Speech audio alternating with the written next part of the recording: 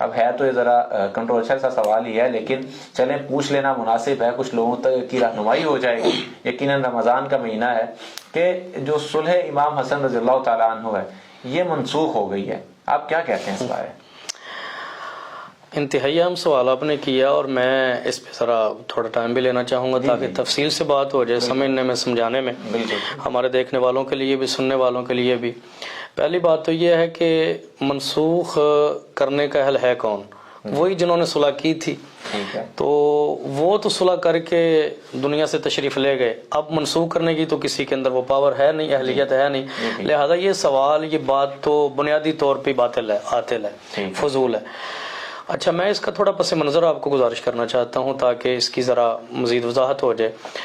ہوا یہ تھا کہ نبی پاک صلی اللہ علیہ وسلم، صحیح بخاری کے اندر حدیث پاک ہے، حضرت سیدنا امام حسن مجتبی رضی اللہ تعالیٰ عنہ نبی پاک کی بارگاہ میں تشریف لاتے ہیں، سرکار نے ان کو دیکھتے ہوئے ارشاد فرمایا کہ یہ میرا بیٹا حسن سردار ہے اور دو مسلمان گروہوں کے درمیان صلح کروائے گا۔ یہ الفاظ بڑے توجہ طلب ہیں، صحیح بخاری کے اندر موجود ہیں، اور یہ نبی پاک صلی اللہ علیہ وسلم کی خبر ما یکون بھی ہے، پیشین گوئی بھی ہے۔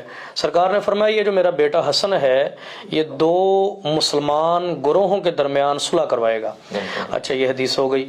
ایک پھر وقت آتا ہے، حضرت سیدنا عثمان غنی رضی اللہ تعالیٰ عنہ امیر المومنین خلیفہ ثالث، آپ وقت کے حکمران تھے، کچھ خارجی لوگوں نے، سبائیوں نے، جن کا اسلام کے ساتھ کوئی تعلق نہیں تھا، ان ظالموں نے حضرت عثمان غنی رضی اللہ تعالیٰ عنہ کو شہید کر دیا۔ اچھا، اب دیکھیں نا، وقت کے حکمران تھے، خلیفہ تھے، اور شہادت کے بعد نقشہ کیا ہو سکتا ہے عالم کا، پھر منظرنامہ کیا ہو سکتا ہے۔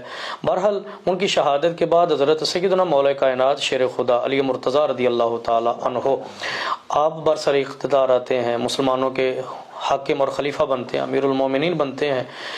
تو صحابہ کا ایک گروہ جن میں حضرت سیدہ طیبہ طاہرہ عفت مآب ام المومنین حضرت عائشہ تو صدیقہ رضی اللہ تعالی عنہا بھی شامل تھی، حضرت طلحہ و زبیر بھی شامل تھے، حضرت امیر معاویہ رضی اللہ تعالی عنہ، حضرت عمر بن عاص، اس طرح کے جلیل القدر صحابہ شامل تھے۔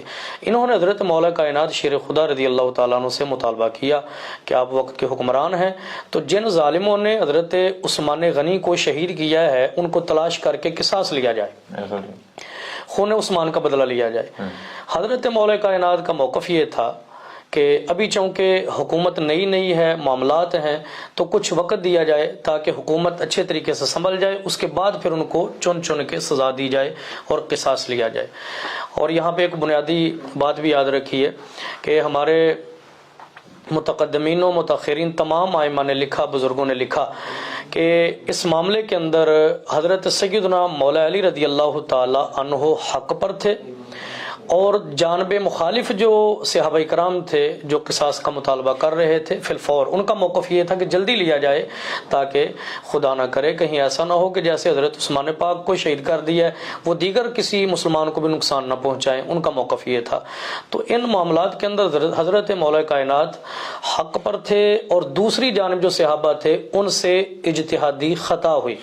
میں بات کو روک کے ذرا اس کی بھی وضاحت کرتا چلوں کہ اجتہادی خطا جو ہوتی ہے یہ گناہ نہیں ہے، یہ کوئی ایسی چیز نہیں ہے کہ جو قابل گرفت ہو، بلکہ اجتہادی خطا ایک ایسا کام ہے۔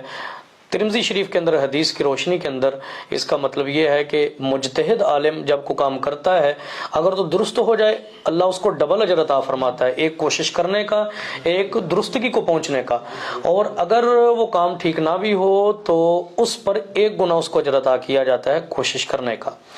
اچھا، تو میں گزارش کر رہا تھا حضرت مولا کائنات کا موقف یہ تھا کہ تھوڑی تخیر کی جائے تاکہ حکومت سنبھل جائے اس کے بعد۔ اچھا، اسی دورانیے میں پھر یہ ہوتا ہے وہ جو تیسرا گروہ تھا ان کا تعلق نہ ہی حضرت مولا کائنات کے ساتھ تھا اور نہ ہی حضرت عائشہ صدیقہ کے ساتھ تھا، وہ اسلام مخالف لوگ تھے، خارجی لوگ تھے، سبائی تھے، جنہوں نے حضرت عثمان غنی رضی اللہ تعالیٰ عنہ کو شہید کیا تھا۔ ایک دن ایسا ہوتا ہے میٹنگ چل رہی تھی، گفتگو ہو رہی تھی، حضرت مولا کائنات نے فیصلہ فرمایا کہ ہم جلدی ہی ان کے خلاف ایکشن لیتے ہیں۔ اچھا، جیسے ہی آپ نے یہ الفاظ فرمائے اسی میٹنگ کے اندر وہ لوگ بھی بیٹھے ہوئے تھے۔ اب ان کو پتہ چلا کہ یہ تو ہمارے خلاف آپریشن ہوگا، ہم کو سزائیں ملیں گی، تو انہوں نے راتوں رات ہی دوبارہ حملہ حضرت مولا کائنات پر کر دیا، تو جس کے نتیجے میں یہ سمجھا گیا کہ شاید یہ حملہ دوسری جانب سے ہوا ہے۔ اس کے نتیجے کے اندر پھر دو جنگیں ہوتی ہیں، ایک جنگ جمل اور دوسری جنگ صفین۔ جنگ جمل کے اندر قیادت جو تھی حضرت سیدہ عائشہ صدیقہ رضی اللہ تعالی عنہا نے فرمائی۔ اچھا، اس کے بعد دوسری جنگ ہوئی جنگ صفین، جس کے اندر حضرت سیدنا امیر معاویہ رضی اللہ تعالی عنہ قیادت فرما رہے تھے۔ یہ جنگیں ہوئیں اسلام کی، اور دونوں حضرت مولا کائنات اور حضرت سیدنا امیر معاویہ رضی اللہ تعالی عنہما دونوں طرف کے جو صحابہ تھے، تابعین تھے، یاد رکھیں کہ میں بار دیگر یہ جملہ کہہ رہا ہوں کہ یہ ذاتی رنجش نہیں تھی، صرف اسلام کی سربلندی کے لیے ایسا ہو رہا تھا۔ یہ جنگیں ہو گئی۔ اچھا، اس کے بعد جب حضرت مولا کائنات کی شہادت ہوتی ہے، ان کے بعد حضرت امام حسن مجتبی رضی اللہ تعالیٰ عنہ وقت کے خلیفہ بنے۔ وقت کے جب خلیفہ بنے، پھر 40 ہجری کا، میں بڑے شارٹ کٹ طریقے سے آپ کو یہ عرض کر رہا ہوں، ورنہ تو یہ احادیث کے اندر، روایات کے اندر بڑی تفصیل ہے۔ 40 ہجری کے اندر پھر ایک موقع بن گیا جنگ کا۔ میدان جنگ کے اندر 40,000 کی فوج حضرت امام حسن پاک کے ساتھ تھی، اور ایک لشکر حضرت میرے معاویہ رضی اللہ تعالی عنہ کے ساتھ تھا۔ اب اس وقت جب مذاکرات چل رہے تھے، گفتگو ہو رہی تھی، تو حضرت امام حسن پاک رضی اللہ تعالی عنہ نے، یہ گفتگو کا حصہ انتہائی اہم ہے، حضرت امام حسن پاک رضی اللہ تعالی عنہ نے اپنی مرضی سے، اپنے اختیار سے، اپنے ارادے سے، بغیر کسی دباؤ اور جبر کے حضرت امیر معاویہ رضی اللہ تعالی عنہ سے صلح کی۔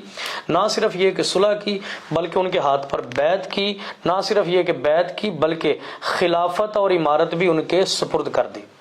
یہ 40 ہجری کا دور ہے۔ اچھا، میں پھر یہ کہہ رہا ہوں، یہ کسی جبر کی وجہ سے نہیں تھا، 40,000 کا لشکر تھا جنہوں نے آپ کے ہاتھ پہ موت کی بیعت کی ہوئی تھی۔ اچھا، یہ جب صلح ہو گئی تو یہاں پہ شارحین حدیث نے لکھا کہ یہ نبی پاک کا معجزہ بھی ہے کہ سرکار نے پہلے خبر دی تھی میرا یہ بیٹا صلح کروائے گا، اور آج حسن پاک نے وہ صلح کروا دی۔ اور ادھر حضرت امام حسن پاک رضی اللہ تعالی عنہ کی اس میں بہت بڑی ایک منقبت بھی ہے اور فضیلت بھی ہے کہ اللہ نے آپ کے ہاتھوں سے یہ کام لیا۔ اچھا، اب جہاں تک سوال ہے اس صلح کے حوالے سے، ہم پڑھتے رہتے ہیں، سنتے رہتے ہیں، بہت سارے ناہجار قسم کے لوگ اس کے ضمن میں اور تو اور امام حسن پاک کو معاف نہیں کرتے، ان پر بھی اعتراض کرتے ہیں۔ حضرت میرے معاویہ پر تو الٹے سیدھے سوالات کرتے ہیں، جیسے آپ نے یہ بات کی کہ ایک صاحب کہہ رہے تھے یہ صلح منسوخ ہوگی، میں اس کو نہیں مانتا وغیرہ وغیرہ۔ اب میرا یہاں پہ ایک چھوٹا سا سوال ہے۔ 40 ہجری کے اندر صلح ہوتی ہے، 50 ہجری کے اندر حضرت امام حسن پاک کا وصال ہے، آپ کی شہادت ہے، اور 60 سے 61 ہجری کے اندر جب واقع کربلا ہوتا ہے تو حضرت امام علی مقام امام حسین رضی اللہ تعالی عنہ کی شہادت ہوتی ہے۔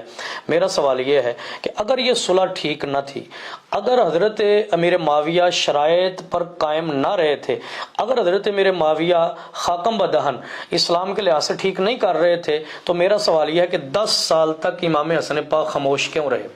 انہوں نے ایکشن کیوں نہیں لیا؟ حضرت امام حسین رضی اللہ تعالیٰ عنہ 20 سال تک وہ آخر کیوں خاموش رہے؟ انہوں نے ایکشن کیوں نہیں لیا؟ بھئی جو علی کے لخت جگر حضرت امام حسین رضی اللہ تعالیٰ عنہ یزید کے خلاف 70 سے 73 افراد کا لشکر لے کر کے اس کے خلاف جنگ کرتے ہیں، جہاد کرتے ہیں، اپنے جان نثار شہید کرواتے ہیں، خود اپنی جان قربان کرتے ہیں۔ ہمارا سوال یہ ہے کہ میرے معاویہ اگر غلط کر رہے تھے تو ان کے خلاف انہوں نے ایسا کیوں نہیں کیا؟ اس کا مطلب نتیجہ یہ نکلتا ہے کہ امام حسن پاک حضرت امام حسین رضی اللہ عنہما نے امیر معاویہ کے خلاف ایکشن نہ لے کر، ان کے خلاف خروج نہ کر کے، جنگ نہ کر کے یہ ثابت کر دیا یہ صلح بھی ٹھیک تھی، بیعت بھی ٹھیک تھی، حضرت میرے معاویہ شرائط پر قائم بھی تھے۔ ورنہ یہ اعتراض میرے معاویہ پر نہیں جائے گا، یہ اعتراض صاحبزادوں پر جائے گا، حسن و حسین رضی اللہ تعالی عنہ پر جائے گا، کیونکہ جو حسین پاک یزید کے خلاف جنگ کر سکتے ہیں حضرت میرے معاویہ کے خلاف کیوں نہیں؟ میں آخری جملہ یہاں پر یہ کہنا چاہوں گا، اس لیے ہمارے بزرگوں نے اس حوالے سے یہ عقیدہ دیا، یہ نظریہ دیا کہ چونکہ دونوں صاحبزادوں نے حضرت میرے معاویہ سے صلح کر لی تو امت کی بھی ان سے صلح ہے، اور یزید سے صلح نہ کی، جنگ کی، تو یزید سے بھی ہماری لڑائی ہے۔ اس لیے یہ جو الٹی سیدھی باتیں کرتے ہیں، میں یہ سمجھتا ہوں کہ یہ اعتراض حضرت میرے معاویہ پر نہیں ہے، یہ اعتراض تو حضرت امام حسن پاک پر جائے گا کہ اگر میرے معاویہ غلط تھے، نعوذ باللہ فاسق تھے، منافق تھے، پتہ نہیں کیا کچھ کہتے ہیں، تو یہ اعتراض تو ان پر جائے گا کہ انہوں نے پھر خلافت، مسلمانوں کا انتظامی معاملہ، یہ مسلمانوں کی عمارت، حکومت، خلافت پھر ایک فاسق کے حوالے کر دی، ایک منافق کے حوالے، نعوذ باللہ من ذالک۔ لیکن نہیں، اہل اسلام کا عقیدہ یہ نہیں ہے۔ اہل اسلام کا عقیدہ اور نظریہ یہ ہے کہ یہ صلح بھی ٹھیک تھی، امام حسن پاک کے معاملات بھی ٹھیک تھے، آپ کا فیصلہ بھی ٹھیک تھا۔ اس لیے اللہ تعالیٰ ایسے لوگوں کو ہدایت عطا فرمائے اور صحیح معنوں میں اسلام پر چلنے کی توفیق عطا یہاں پہ میں آپ سے ایک پیغام لینا چاہوں گا نوجوانوں کے لیے، خصوصاً امت مسلمہ کے لیے، وہ لوگ جو فیس بک کی دنیا میں آ کے ان معاملوں کے اوپر بحث کرتے ہیں، وہ لوگ جو بلا وجہ کے آپسی اختلافات کا شکار ہو جاتے ہیں، مجھے یہ بتائیے کیا ہم سے نعوذ باللہ قبر میں یا حشر میں یہ سوال تو نہیں پوچھا جانا کہ بتائیے حضرت علی حق پہ تھے یا حضرت امیر معاویہ حق پہ تھے؟ پھر ان معاملوں پہ وہ لوگ، اہل علم کی بحث تو چلے بنتی ہے جنہوں نے رہنمائی کرنی ہے، میرے جیسے عام لوگوں کی اس معاملے میں کیا بحث کی کوئی تک بنتی ہے؟ اگر سب بتائیے سوشل میڈیا۔ اور نہیں، اصل میں تو بات یہی ہے کہ ہر بندے کو، ہر مسلمان کو وہ علم حاصل کرنا چاہیے جس کا تعلق اس کے عقائد کے ساتھ ہے، اعمال کے ساتھ ہے، جس کے حوالے سے قبر میں پوچھا جائے گا، قیامت میں پوچھا جائے گا۔ اور جہاں تک ان معاملات کا معاملہ ہے، میں یہ سمجھتا ہوں قرآن مجید نے ایک اصول عطا فرمایا، فَاسْأَلُوا أَهْلَ الذِّكْرِ إِن كُنتُمْ لَا تَعْلَمُونَ،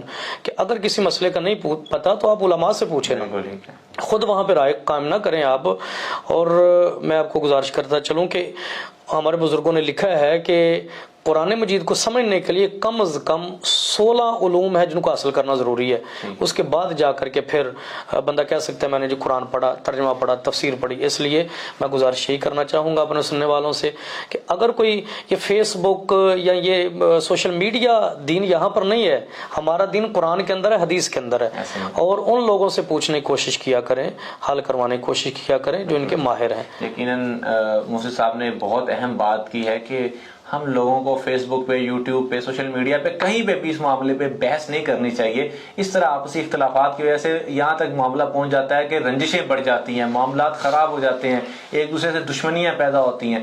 حالانکہ المسلم اخو المسلم، مسلمان تو مسلمان کا بھائی ہے۔